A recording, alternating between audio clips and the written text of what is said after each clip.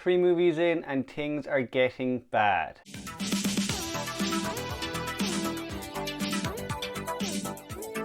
Hey there guys, and welcome back to the channel. So we've made it to Wrong Turn 3, Left 4 Dead, the third entry in the Wrong Turn franchise. Now this one centers around a group of inmates who are being transferred from one prison to another by a group of guards, and of course they take a wrong turn and come face to face with the infamous cannibal family. Overall, I gotta say, going into this one, again like the last one, I wasn't expecting too much, but I was quietly optimistic that maybe it'll be a good movie. The second movie in the franchise was actually quite a lot of fun, so I was hoping this would be the same. Unfortunately, this movie has a lot of bad acting, it has a lot of really bad practical and special effects, and really boring characters.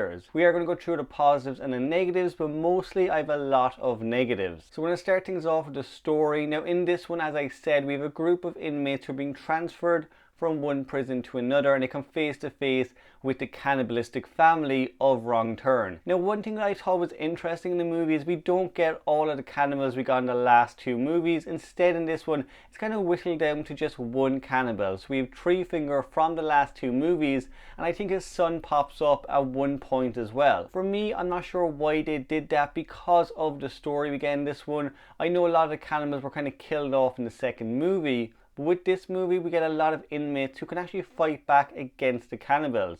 As well as that, they get a lot of weapons, so they get a lot of guns to fight back with, but they're only really against one foe. With this one, even though they have a boatload of weapons, they're constantly missing shots, and Treefinger is constantly outsmarting every character in the movie. As well as that, each of the characters in the movie I actually thought were quite boring. There was no character in particular that I actually cared about and I wanted to see survive. There was no character at all to root for. With regards to the inmates, they were actually quite nasty, horrible characters throughout the entire movie, so when they got killed off I didn't care too much about them. And even for the kind of hero type characters in the movie, we have the guards, but they come across as quite weak and quite silly at times.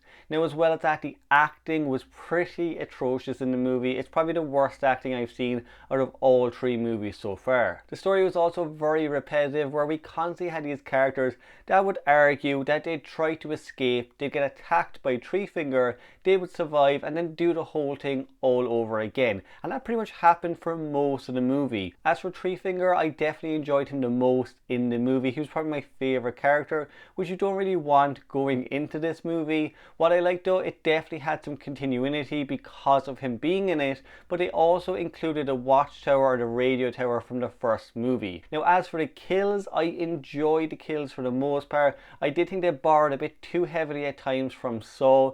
They were very unique, kind of over the top kills, but what let them down was the CGI. For some reason they used so much CGI in this movie and it comes across as really cheap. The first 40 minutes as well was there to build up character development, but overall there wasn't a lot of development given to those characters. They were just kind of your stereotypical inmates and guards. Overall, I wasn't a fan of this movie. I actually found it quite boring at times, particularly that first 40 minutes. The second and third act, they do definitely ramp things up, but as I said, the kills, although they are very unique and crazy, come across as really silly. In the end, the movie actually left me with more questions than answers. Why bring in some cops and some criminals that can't shoot a gun? Why bring weapons in the first place when you have only one villain? And how did Treefinger actually make these traps up? As I said, they came across as very Saw-like traps. They were very much like Jigsaw's traps in Saw. They're very over the top, they're very elaborate, and they don't really fit with the theme of Wrong Turn. But all in all guys, I will say I did not have a good time with this one.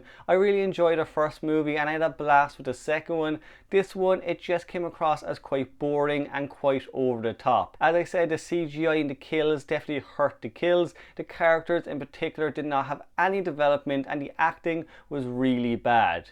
Would I say check this one out? I would not. I don't think you're going to miss anything in particular going through the series, but if you want to do the entire run of Wrong Turn, throw it on, endure it, and get through the movie. But if you are a fan of Wrong Turn 3, let me know what you enjoy about it in the comments down below. Remember guys, as well as that, I am going to be doing the entire Wrong Turn series, so if you want to keep up to date with it, subscribe to the channel. Remember guys, you can pop on your notification bell. If you want to see more videos like this one, click that link down below, and I will see you in the next one.